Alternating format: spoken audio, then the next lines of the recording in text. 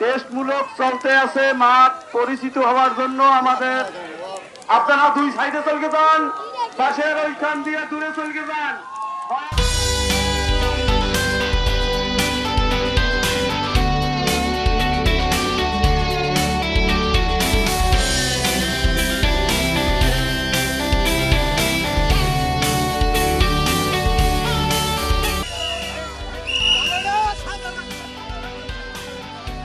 ছয়টা ঘোড়া আছে এখানে প্রতিযোগিতামূলক, তাদের জন্য আমরা কলস আনছি, তারপরে তাদের পুরস্কৃত করবো, আরো অন্যান্য জিনিস আছে, অর্থও আছে, এ দিয়ে আমরা তাদেরকে পুরস্কৃত করব।